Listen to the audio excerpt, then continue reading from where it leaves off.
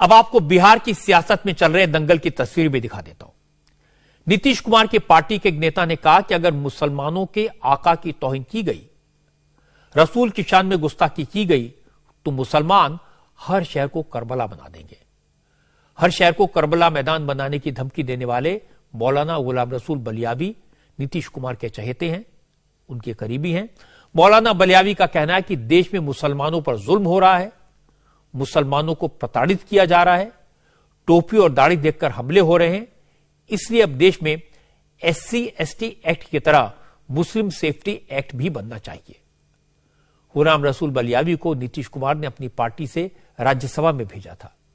राज्यसभा का कार्यकाल खत्म होने के बाद उन्हें बिहार विधान परिषद का मेंबर बनाया। गुलाम रसूल बलियावी अपना एक संगठन चलाते हैं जिसका नाम है इदारा-ए-शरीयत। बिहार, झारखंड, मध्य प्रदेश और बंगाल में इस संगठन के करीब 3.5 लाख मेंबर हैं। मौलाना साहब आजकल शरीयत का प्रचार कर रहे हैं। हालांकि वो हजारों की भीड़ जुटाकर जो तकरीर करते हैं उसे शरीयत का प्रचार कहते हैं, लेकिन इसमें शरीयत की बात कम और मुसलमानों को भड़काने की कोशिश ज्यादा होती है। झारखंड के हजारीबाग में मौलाना बलियावी ने कहा, अभी तो हम करबला के मैदान में इकट्ठे हैं, लेकिन अगर इस्लाम की बेअदबी नहीं रुकी तो हर शहर को करबला बना देंगे। बलियावी तो कहता है मुझे जितनी गालियां देनी हो दे लो, लेकिन मेरे आका की इज्जत पे हाथ डालो दो ना। अगर मेरे आका की इज्जत पे हाथ डालोगी तो अभी तो हम करबला मैदान में इकट्ठा हुए हैं, उनकी इज्जत के लिए हम शहरों को भी करबला बना देंगे। कोई रियायत नहीं होगी, इसलिए कि मेरी जिंदगी मेरी नहीं है, मेरी सांसें मेरी नहीं है। अमर जीने की तमन्ना वो करे जिसके यहाँ रसूल का नूर न हो, रसूल न हो। हम तो इसी आरज़ू तमन्ना से जिए जाते हैं कि मरने के बाद एक दिन ऐसा भी आएगा कि कोई न होगा, मैं रहूंगा, मेरा रसूल रहेगा।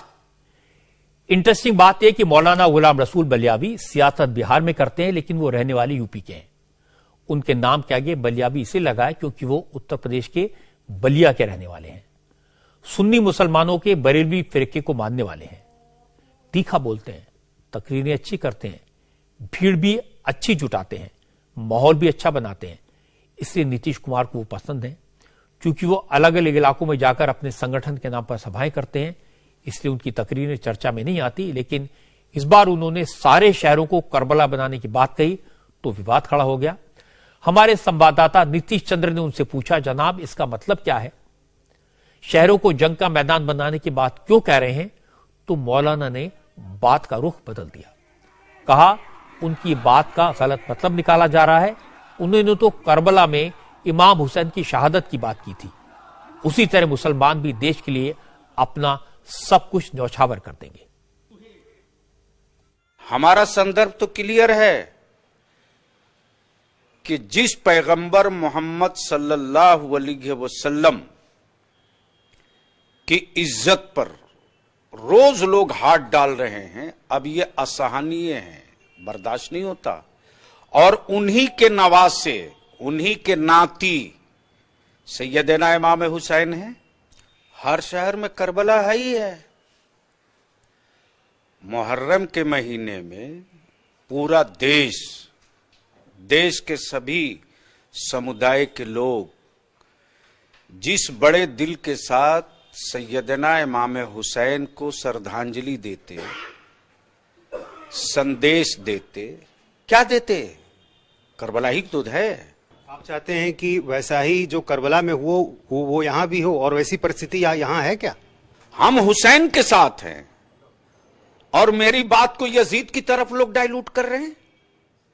तो पहले जो लोग करबला को भड़काऊ समझ रहे हैं उनको अपना कंसेप्ट क्लियर करना चाहिए कि वो यजीद को करबला समझते हैं या हुसैन को करबला समझते हैं।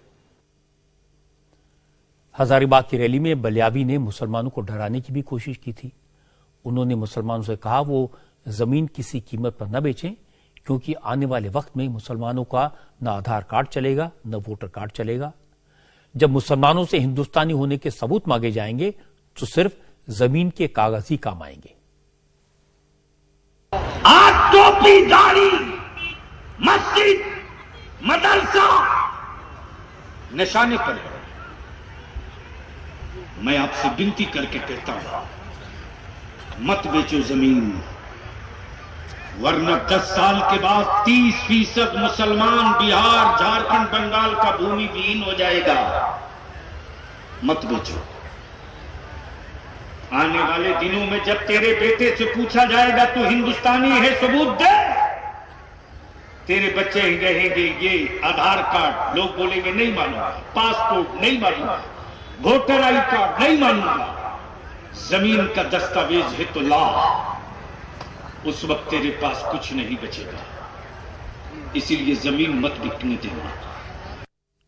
अब सवाल है कि मुसलमानों से हिंदुस्तानी होने का सबूत कौन मांग रहा है, कहां मांग रहा है, कौन कह रहा है?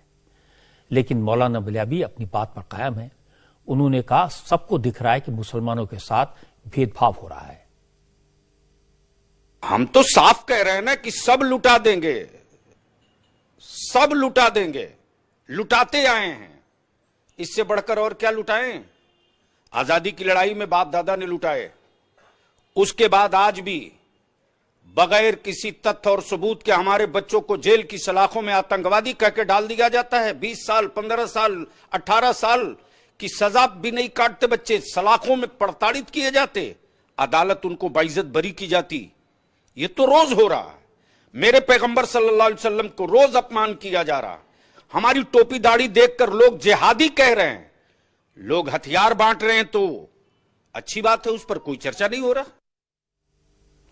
इस मामले में 2 बातों पर ध्यान देने की जरूरत है। एक तो यह कि गुलाम रसूल ने जो कहा वो सोच समझकर कहा। उन्होंने जानबूझकर मुसलमानों को भड़काने की कोशिश की, ये कहकर डराने की कोशिश की कि मुसलमानों को सबूत देने होंगे, दस्तावेज देने होंगे। और दूसरी बात, वो बिहार के नेता हैं, लेकिन ये बयानबाजी उन्होंने झारखंड में जाकर की ताकि नीतीश कुमार पर आंच ना आए।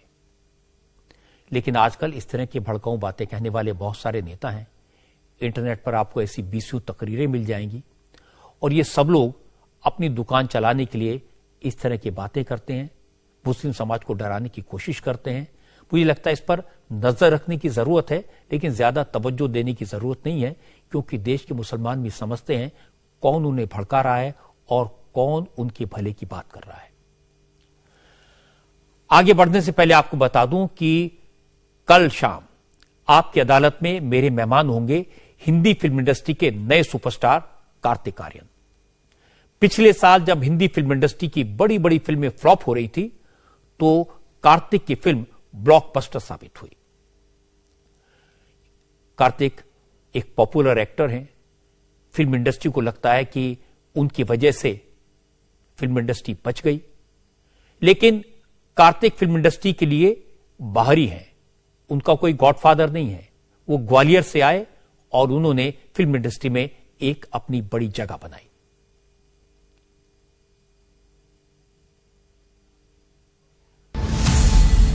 प्लीज वेलकम जवान दिलों की धड़कन कार्तिक आर्यन। डॉक्टर्स के खानदान में एक्टिंग का कीड़ा कहां से आया? आप तो अच्छे भले लगते हैं। और अच्छा भला लगता हूं, इसलिए मैंने सोचा हीरो बन जाता हूं। आप प्रोड्यूसर कहते हैं कि 25 दिन में तुम्हारे पैसे डबल कर दूंगा। मैं इस अदालत में, इस कटघरे में बैठ के जो भी कहूंगा सच कहूंगा। एक शहंशाह हैं, एक बादशाह हैं, एक भाईजान हैं, तो ऊपर की जगह खाली नहीं है। सर शहजादा तो एक ही है सर।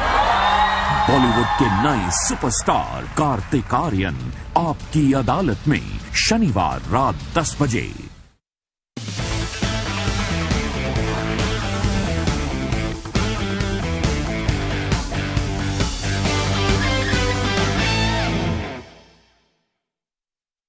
पतंजलि च्यवनप्राश की 51 बेशकीमती जड़ी बूटियां और इनमें मौजूद 5100 से अधिक एक्टिव कंपाउंड से सैकड़ों रोगों से आपको बचाते हैं और आपके